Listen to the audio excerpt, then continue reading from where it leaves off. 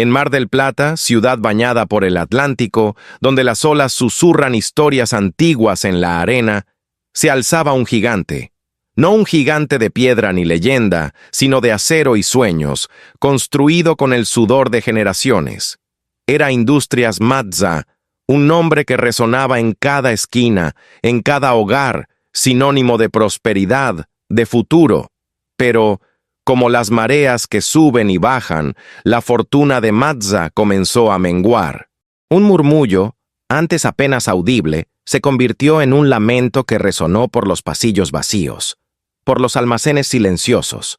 La empresa, antaño el corazón palpitante de la ciudad, estaba al borde del colapso total, y con ella, la esperanza de miles de familias. ¿Quién podría haber imaginado que, en medio de esta oscuridad inminente, la luz surgiría de donde menos se esperaba? De una mirada inocente, de un corazón puro, de un niño, el hijo del conserje. Mar del Plata, ciudad de veranos vibrantes e inviernos introspectivos, sentía el frío no solo del viento que soplaba desde el mar, sino también de una incertidumbre que helaba el alma. Industria Mazza, fundada hace más de medio siglo, era más que una fábrica. Era un pilar, una promesa. Sus productos, sinónimo de calidad, habían traspasado fronteras, llevando el nombre de Argentina a los rincones más remotos del mundo. Pero los tiempos habían cambiado. Las máquinas, antes ruidosas e incansables, ahora permanecían en silencio durante largos periodos. El olor a metal y aceite, antaño perfume del progreso, dio paso al polvo y al estancamiento. Los empleados, antes orgullosos de sus uniformes, ahora caminaban por los pasillos con los hombros encorvados y la mirada perdida. ¿Dónde estaba la alegría de las conversaciones en la cafetería? ¿Dónde estaba la energía que impulsaba cada turno? Todo se esfumaba, como arena entre los dedos. Los despidos eran diarios, silenciosos pero devastadores. Cada sobre blanco entregado era un duro golpe para la comunidad, una familia menos con la certeza de tener comida en la mesa. Todo el pueblo lo sintió. Los pequeños negocios, que dependían de los salarios de Mazza, vieron cómo sus ventas se desplomaban. Escuelas, hospitales y los sueños de toda una generación parecieron derrumbarse junto con los cimientos de lo que había sido una de las industrias más grandes de la región. Era una desesperación silenciosa pero palpable, que flotaba en el aire como una densa y fría niebla. Dentro de la fábrica, el silencio era aún más ensordecedor. Las luces, antes encendidas día y noche, ahora se apagaban temprano, dejando vastos espacios a oscuras. Lo que antes había sido un símbolo de fortaleza, ahora parecía un monumento a la inminente quiebra. Y lo peor de todo, nadie parecía saber qué hacer. Se sucedieron las reuniones de la junta directiva, las voces se alzaron en acaloradas discusiones, pero ninguna solución parecía surgir. Mazza, el gigante de Mar del Plata, estaba, con su traje, al borde del colapso. Y el eco de esta desesperación resonaba en cada corazón, en cada calle, en cada ola que lamía la orilla. En la cima de ese imperio ahora tambaleante se alzaba Joaquín Mazza, un hombre cuyo nombre era sinónimo de la industria misma. Su cabello, antes castaño y vibrante, ahora mostraba mechones plateados que parecían haber surgido no con el tiempo, sino con el peso de las preocupaciones. Sus ojos, que antes brillaban con la audacia de los grandes emprendedores, ahora reflejaban una sombra de cansancio y desilusión. Joaquín no era solo el dueño de la empresa, era la empresa.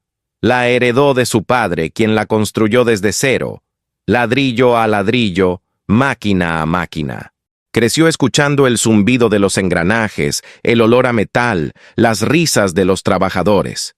Cada rincón de aquella fábrica guardaba un recuerdo, un trocito de su historia, de su familia.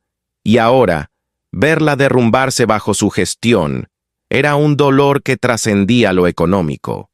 Era una herida en el alma, una traición al legado de su padre, un fracaso personal que lo consumía por dentro. Las noches de Joaquín eran largas y atormentadas por los fantasmas de los estados financieros negativos, los despidos inevitables y los rostros preocupados de los empleados que dependían de él. El lujo de su oficina, con su vista panorámica del puerto de Mar del Plata, parecía una cruel ironía. ¿De qué servían el poder y la riqueza si la esencia de su trabajo, la vida que él mismo contribuía a sostener, se desvanecía? Lo había intentado todo. Reuniones interminables, recortes drásticos de gastos, préstamos bancarios que parecían solo posponer lo inevitable. Con cada nuevo intento se cerraba una nueva puerta, surgía un nuevo obstáculo. Sus asesores, antes llenos de optimismo, ahora solo le ofrecían miradas compasivas y sugerencias vacías. La presión era inmensa, proveniente de todos lados, de los accionistas, de los bancos, de la propia ciudad, que lo veía como un héroe caído. Joaquín se sentía atrapado, como un capitán en un barco que se hunde, con la responsabilidad de salvar a todos, pero sin timón que guiar. Con cada día que pasaba, la esperanza menguaba, y el peso de ese imperio desmoronado parecía aplastarlo un poco más. Se preguntó si había algo que no veía, algo que había escapado a su mirada experta, pero la respuesta nunca llegó. Solo el eco de la desesperación, que ahora parecía haber encontrado un hogar en su propio corazón. Mientras Joaquín Mazza cargaba con el peso del mundo sobre sus hombros en el último piso, en los pasillos y rincones más olvidados de Industria Mazza, se movía una figura que pasaba desapercibida para la mayoría. Era Juan, el hijo del conserje, un niño de mirada curiosa y alma observadora. A sus 10 años, Juan no entendía del todo los términos crisis financiera o colapso inminente, pero percibía el cambio en el ambiente. Percibió el silencio que antes había estado ausente. Vio los rostros preocupados de los adultos y la prisa de su padre, que ahora trabajaba más horas y con menos sonrisas. El padre de Juan, conserje de Mazza durante más de 20 años, era un hombre de pocas palabras pero de gran dignidad. Le enseñó a su hijo el valor del trabajo duro, la honestidad y, sobre todo, el respeto por cada rincón de aquella fábrica, que para ellos era más que un trabajo, era un hogar, una parte de sus vidas. Juan solía acompañar a su padre después de la escuela, ayudándolo con pequeñas tareas como barrer el suelo, organizar las herramientas o simplemente observar. Para los ejecutivos afanados, para los ingenieros absortos en sus proyectos, Juan era solo una sombra, una figura infantil que se movía entre las máquinas y las oficinas. Era el hijo del conserje, una parte tan integral y a la vez tan invisible del paisaje como las paredes o los muebles. Nadie prestaba atención a lo que hacía, a lo que veía, y era precisamente esta invisibilidad la que le otorgaba un superpoder. Sus días eran una mezcla de juego tranquilo y observación atenta. Mientras los adultos se preocupaban por los números y la estrategia, Juan se fijaba en los pequeños detalles, la inusual prisa de ciertos empleados al marcharse, los papeles olvidados en los cubos de basura, las conversaciones susurradas en rincones apartados. No buscaba secretos. Simplemente se le revelaban, como piezas de un rompecabezas que sin darse cuenta comenzaba a armar en su mente infantil. Juan conocía la fábrica como la palma de su mano. Cada atajo, cada habitación, cada ruido. Sabía dónde parpadeaban las luces, dónde crujían las puertas, dónde olía más fuerte el café. Y sin que nadie lo supiera, él estaba allí, un pequeño observador en el corazón del gigante dormido, con sus ojos vigilantes capturando fragmentos de una realidad que los grandes ignoraban. Su humilde rutina, lejos de los focos y la presión, lo colocaba en una posición única, una ventana a la verdad que estaba a punto de revelarse. La rutina en Industria Mazza, incluso en su declive, era predecible para la mayoría. Pero para Juan, con su mirada penetrante y una mente despreocupada por las complejidades de los adultos, las pequeñas desviaciones se convertían en grandes interrogantes. Observaba cosas que otros, inmersos en sus propias preocupaciones y el ajetreo de la vida cotidiana, simplemente ignoraban. Por ejemplo, estaba el señor Ricardo, uno de los gerentes de producción. Antes, era un hombre puntual, que siempre llegaba a las 7 y salía a las 6. Ahora Juan lo veía llegar antes, incluso antes del amanecer, y salir mucho después de que la mayoría de las oficinas ya estuvieran anocheciendo. Y no era solo cuestión de tiempo. El señor Ricardo, que siempre saludaba al padre de Juan con una sonrisa, ahora parecía evitar el contacto visual, apresurándose por los pasillos vacíos. También estaba el olor. La fábrica, incluso con la producción reducida, tenía un aroma distintivo a metal y productos químicos. Pero ciertas noches, cuando Juan ayudaba a su padre a cerrar las últimas puertas, un aroma diferente flotaba cerca de uno de los almacenes más antiguos, una sección que se rumoreaba llevaba años inactiva. Un olor metálico, sí, pero con un matiz extraño, casi dulce, que Juan no lograba identificar. Y los sonidos. La Matza era una sinfonía de máquinas, pero ahora, en medio del silencio, Juan empezó a oír otros sonidos. Golpes apagados provenientes de zonas que deberían haber estado vacías. Susurros que parecían desvanecerse en el aire a medida que se acercaba. Una vez, juró haber visto una tenue luz proveniente de una ventana del almacén en desuso, parpadeando unos segundos antes de desaparecer. Estos detalles, aislados, podrían haber sido solo la imaginación de un niño. Pero Juan, sin saberlo, estaba conectando los puntos. No tenía palabras para describir lo que sentía, pero una sensación de que algo andaba mal, algo fuera de lugar, comenzó a crecer en su interior. Era como un susurro en las sombras, un pequeño detalle que para los ojos importantes de la empresa era invisible, pero para Juan era una vocación. Una vocación para desentrañar un misterio que podría ser la clave del destino de Industria Matza. La curiosidad de Juan era una llama que, una vez encendida, no se extinguía fácilmente. Los horarios irregulares del señor Ricardo, el olor peculiar, los sonidos apagados provenientes del almacén en desuso, todo esto se acumulaba en su mente, formando una maraña de preguntas sin respuesta. Una tarde, después de que su padre terminara su turno y se fuera a casa, Juan decidió que ya no podía ignorar estas señales. Aprovechando la penumbra del atardecer y la casi total ausencia de gente en la fábrica, se dirigió al viejo almacén. El lugar era un laberinto de máquinas cubiertas de lonas polvorientas, cajas apiladas y telarañas mecidas por la brisa que se colaba por las rendijas. El olor, ese dulce y metálico, era más intenso allí. Con paso ligero y el corazón acelerado, Juan exploró el lugar. Se deslizó entre las máquinas, sintiendo la fría textura del metal y el olor a óxido. Fue entonces cuando, tras una pila de cajas que parecían intactas desde hacía años, notó algo, una pequeña grieta apenas visible en la pared, de la que salía una luz tenue y parpadeante. Empujando las cajas con todas sus fuerzas, Juan abrió un pequeño espacio. Lo que vio lo dejó confundido. No era un monstruo ni un tesoro, sino algo mucho más enigmático. Había una máquina, distinta a todas las demás de la fábrica, más pequeña y moderna, funcionando casi en silencio.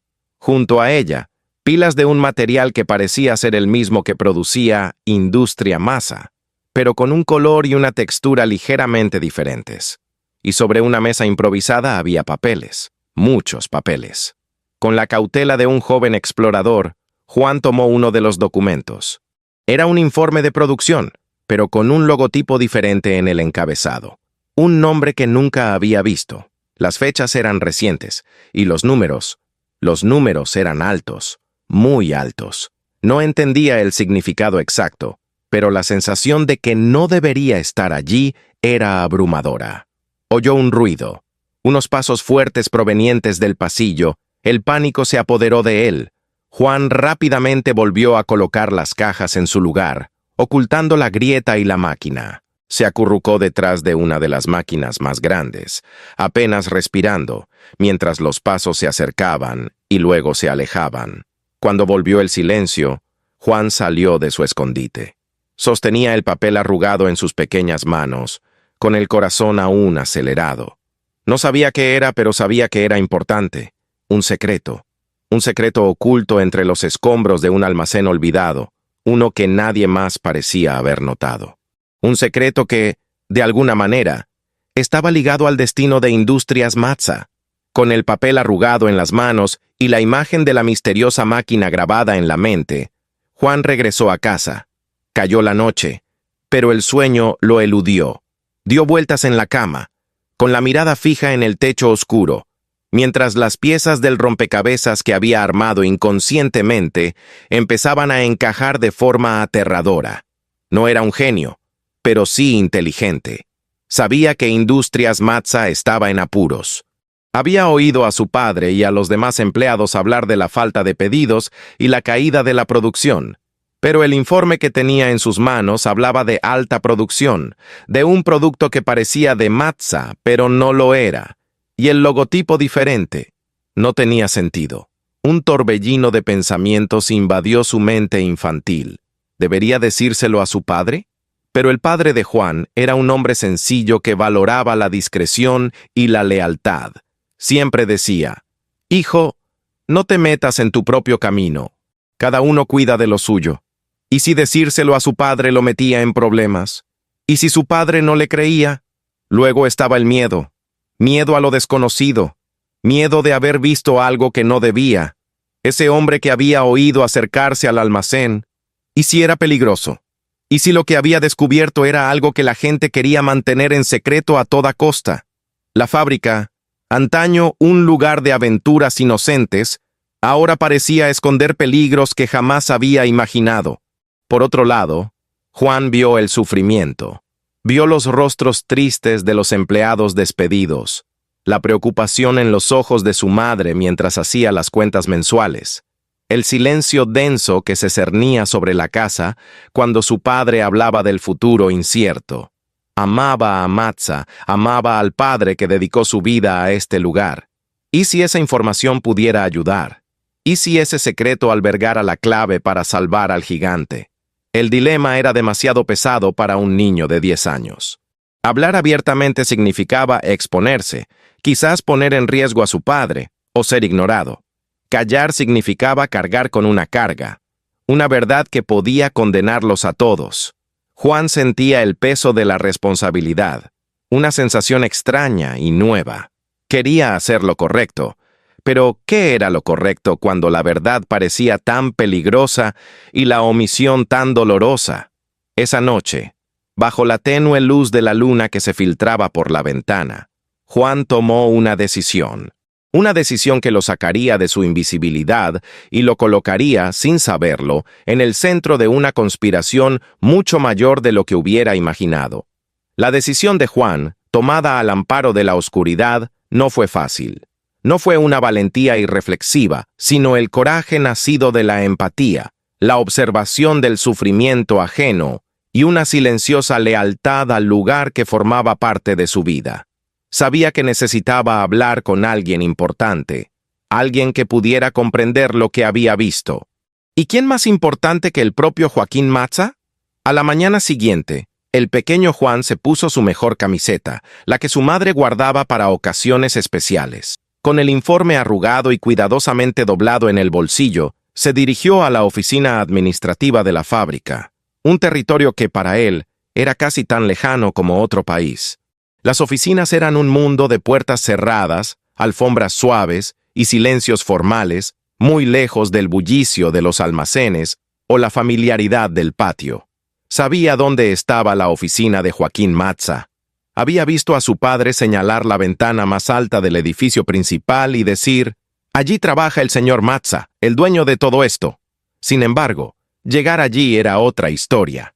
La recepcionista, una mujer de gafas finas y expresión seria, miró a Juan con una mezcla de sorpresa e impaciencia. «¿Qué quieres, muchacho?», preguntó sin apartar la vista de la pantalla del ordenador. «Necesito hablar con el señor Matza». dijo Juan con voz pequeña pero firme, tratando de ocultar el temblor en sus manos. La recepcionista soltó una risita apenas audible. El señor Mazza está muy ocupado. No acepta visitas sin cita previa, y menos aún niños. Continuó escribiendo, dando por terminado el asunto. Pero Juan no se movió. Recordó la mirada triste de su padre, el silencio en la fábrica. Es muy importante, insistió, dando un paso al frente. Se trata de la empresa. Es un secreto. La palabra secreto pareció captar la atención de la recepcionista por un instante. Arqueó una ceja, observando al chico frente a ella. ¿Qué clase de secreto podría tener un chico como tú sobre Industrias Mazza?, preguntó, con un tono entre divertido y escéptico. Juan, sintiendo que era su única oportunidad, sacó el papel del bolsillo. Encontré esto, y vi algo en el viejo almacén. La recepcionista tomó el papel y lo desdobló con desinterés. Sus ojos recorrieron las líneas y la sonrisa de su rostro comenzó a desvanecerse. Un ceño fruncido por la preocupación le arrugó la frente. Ahora veía a Juan de otra manera, ya no como un simple hijo de conserje, sino como alguien que tal vez, solo tal vez, tenía algo que decir. Aún así, el statu quo era alto. «Espere aquí», dijo, con voz un poco menos impaciente, pero sin prometer nada.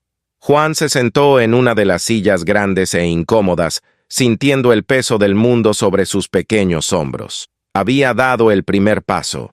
Ahora quedaba por ver si su voz, tan débil y proveniente de un lugar tan inesperado, sería escuchada. Joaquín Mazza estaba inmerso en otra pila de informes financieros desalentadores cuando se abrió la puerta de su oficina. Levantó la vista, esperando ver a uno de sus directores, pero se encontró con la recepcionista, visiblemente incómoda, y a su lado, un niño pequeño, con una camiseta ligeramente arrugada y una mirada demasiado seria para su edad. «Señor Mazza, disculpe la interrupción», comenzó la recepcionista carraspeando. «Este es Juan, el hijo del conserje. Insiste en que tiene algo muy importante que contarle sobre la empresa». Joaquín, con la mente aún puesta en las deudas y los plazos, sintió una punzada de irritación. No era momento para distracciones. Miró a Juan, que sostenía un papel arrugado. «Querido, agradezco tu iniciativa, pero estoy muy ocupado. Si se trata de un problema de mantenimiento, por favor, habla con tu padre o con el supervisor». Juan dio un paso al frente, con la voz un poco más alta, impulsado por la urgencia. «No, señor Mazza, se trata de la fábrica. Vi algo en el antiguo almacén, y este papel...» Le mostró el informe que había encontrado. Joaquín tomó el papel con un suspiro de impaciencia. Sus ojos recorrieron rápidamente el documento. Un informe de producción, con un logo diferente. Frunció el ceño. «Es un error, chaval. Este no es el logo de Mazza, y este almacén lleva años inactivo».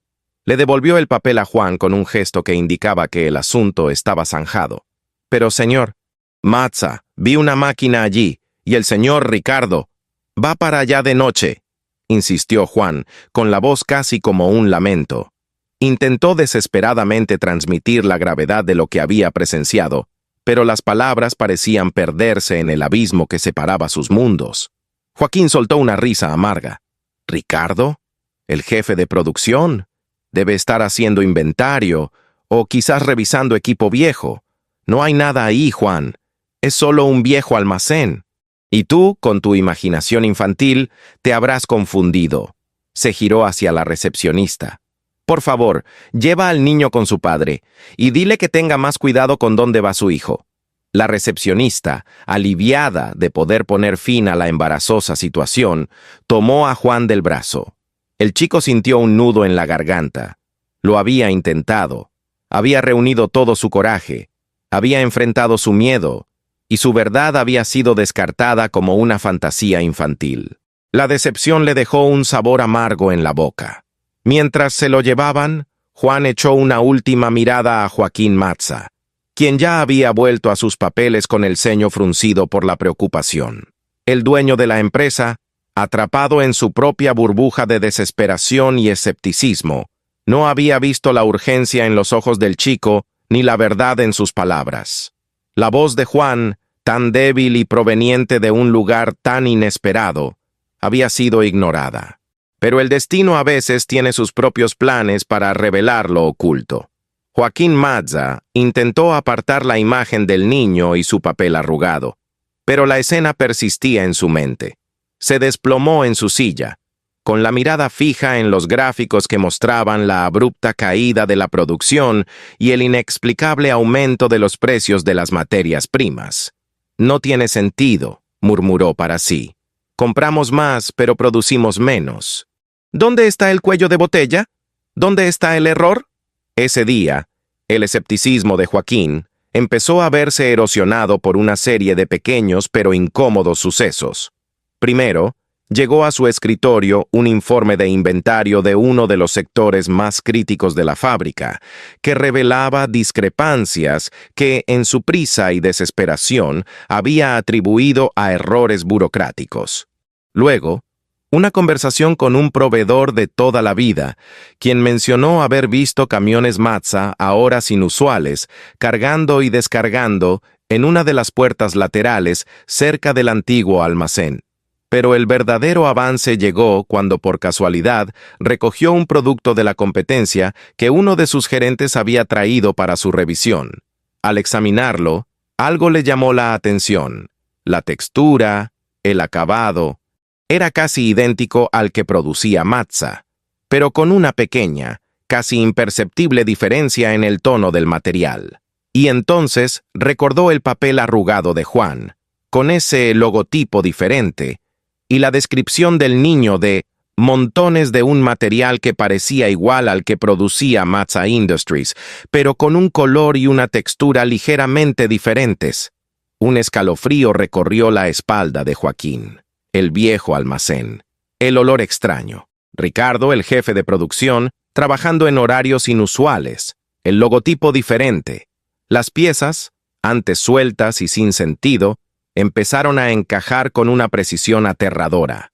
No era un error burocrático. No era un cuello de botella en la producción. Era algo mucho más grave. Se levantó bruscamente, derribando su silla. La irritación dio paso a una furia fría y un miedo paralizante. Había ignorado al chico. Había descartado la verdad de la fuente más improbable. Ese almacén desmantelado no estaba desmantelado. Estaba siendo utilizado. Y lo que ocurría allí, ante las narices de todos, era la explicación del colapso de su empresa.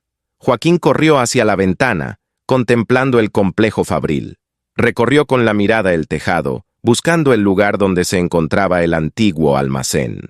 Este lugar, que consideraba una molestia, un vestigio del pasado, era en realidad el escenario de una traición, una conspiración que estaba agotando el sustento de su empresa.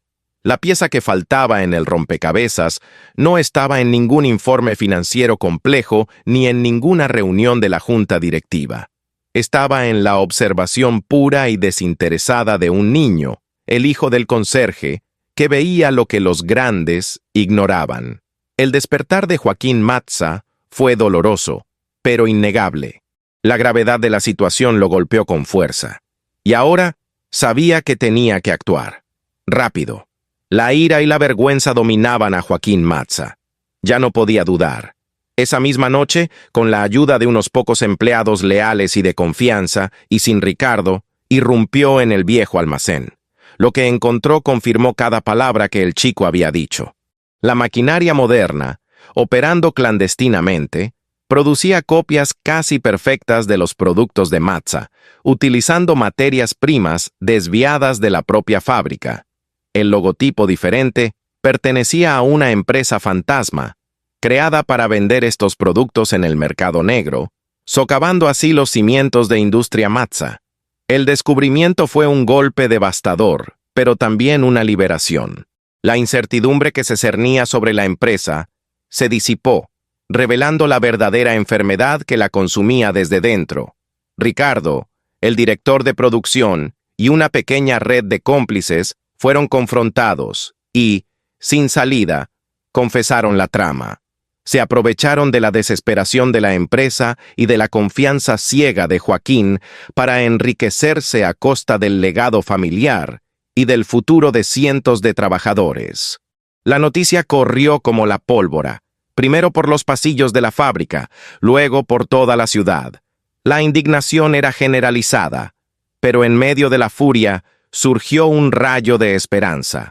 Matza no se estaba arruinando por incompetencia ni por una crisis insalvable, sino por traición. Y ahora que la herida había quedado expuesta, la sanación era posible. Joaquín, con la humildad que solo el dolor y el fracaso pueden enseñar, hizo una declaración pública. Admitió no haber visto lo que estaba sucediendo, se disculpó con el personal y la comunidad, y con la voz entrecortada, reconoció la valentía de Juan, el chico al que había ignorado. La verdad salió de los ojos más puros y de la voz más inesperada. Dijo, con la imagen de Juan en la mente. A partir de ese día, Industria Matza comenzó una lenta pero constante recuperación. El plan fue desmantelado y los responsables fueron castigados. Con la sangría frenada, Joaquín pudo centrarse en reestructurar la empresa, implementar medidas de seguridad más estrictas y, sobre todo, restaurar la confianza. Los empleados, antes desanimados, sintieron un renovado sentido de propósito. La lealtad a Matza, que parecía perdida, resurgió con renovada fuerza. Sabían que la lucha sería ardua, pero ahora tenían un enemigo visible y una causa común. El pequeño gesto de Juan, su persistencia en comunicar una verdad incómoda a quienes no la oían, había salvado no solo una empresa, sino un legado. Él, el hijo del conserje, antaño una sombra invisible, se había convertido en el catalizador de un cambio radical que nadie, ni siquiera el poderoso Joaquín Matza, podría haber previsto. Industria Matza, que parecía condenada al fracaso, ahora tenía una segunda oportunidad, y todo gracias a un niño y a un secreto oculto entre los escombros. La recuperación de Industria Matza fue un proceso arduo, pero la unidad y un nuevo propósito impulsaron a todos hacia adelante. Joaquín Matza, antes un hombre distante y abrumado, se transformó. Empezó a recorrer los pasillos de la fábrica con una perspectiva diferente, saludando a cada empleado por su nombre, escuchando sus sugerencias y, sobre todo, valorando la transparencia. La empresa, que antes tenía una estructura jerárquica rígida, comenzó a convertirse en una comunidad donde la voz de todos importaba. Y en el centro de esta silenciosa transformación estaba Juan, el niño que antes era invisible, ahora era visto. No como un cruzado con capa, sino como un símbolo de verdad y valentía. Joaquín insistió en que Juan fuera reconocido. En una ceremonia sencilla pero emotiva, ante todo el personal, le agradeció públicamente. Juan nos enseñó que la verdad, por pequeña que sea, tiene el poder de derribar las mentiras más grandes, dijo Joaquín con la voz entrecortada. La vida de Juan y su familia cambió. El padre de Juan, el conserje, quien siempre había sido un hombre digno y trabajador, vio a su hijo honrado y su lealtad a Matza recompensada. No se hicieron ricos, pero recuperaron la seguridad y la dignidad. Juan, a su vez, recibió una beca completa, con la promesa de que algún día, si así lo decidía, podría contribuir aún más a Matza. Siguió siendo el niño curioso, pero ahora con la certeza de que su voz importaba. La historia de Juan y Matza se extendió por Mar del Plata y más allá. Se convirtió en una historia de esperanza, un recordatorio de que incluso en los momentos más oscuros, la integridad y la observación atenta pueden iluminar la vida. La empresa, tras la reconstrucción, no solo recuperó su producción, sino también su alma. Invirtió en nuevas tecnologías, programas de bienestar para empleados y proyectos sociales para la comunidad, restituyendo la confianza que se había visto afectada. Los muros de la fábrica, antaño símbolos de una fortaleza impenetrable, ahora parecían más permeables. Matza se abrió, conectando más profundamente con la ciudad que la vio nacer y renacer. La transformación no fue solo económica, sino también humana. La gente volvió a sonreír en los pasillos, a compartir sus vidas, a creer que sí, la vida puede cambiar para mejor, y que la solidaridad y la empatía son los verdaderos pilares de cualquier construcción duradera. Han pasado años desde que Industria Masa estuvo al borde del colapso. El gigante no solo resurgió, sino que floreció, más fuerte y más humano que nunca. Las máquinas seguían zumbando, pero ahora el sonido venía acompañado de una nueva melodía, la de la confianza, la colaboración y el respeto mutuo. La historia de su casi ruina y su milagrosa recuperación se convirtió en una leyenda local, contada una y otra vez, siempre con Juan como protagonista.